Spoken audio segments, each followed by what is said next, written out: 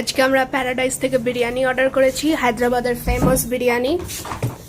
আজকে ঈদও আছে, Eid ul Fitr. So let's see কেমন বিরিয়ানিটা হয়।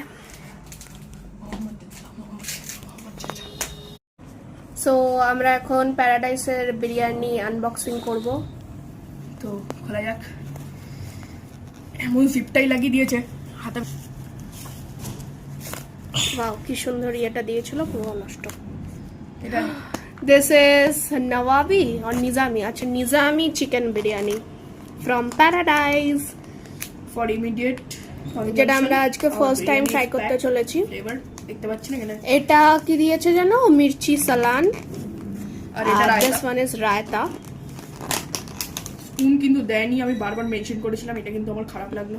স্পুন মেনশন করেছিল? হ্যাঁ, আমি এখানে কাটলারি লিখেও দিয়েছিলাম। ওকে, মেবি ওরা দেয় না। দে।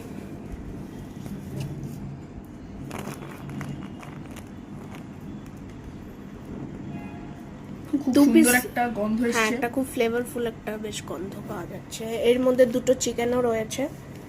এই যে এটা হচ্ছে rice, this is pure basmati rice. ঠিক, আমি এটা নেব, মানে এটা নেব না, আমি বলছি আমি এই প্লেটটা নেব। তো এটা হচ্ছে প্যারাডাইসের চিকেন নওয়াবি বিরিয়ানি। এটা মির্চি সালান, আর ওটা হচ্ছে রায়তা, যেটা ভাই ছিটছে। তো তুই বল কেমন লাগলো তোর বিরিয়ানিটা? খুব ভালো। ফ্লেভারফুল, এটা বাসমতি রাইস দিয়ে বানানো, একটা খুব স্পাইসিনেস আছে।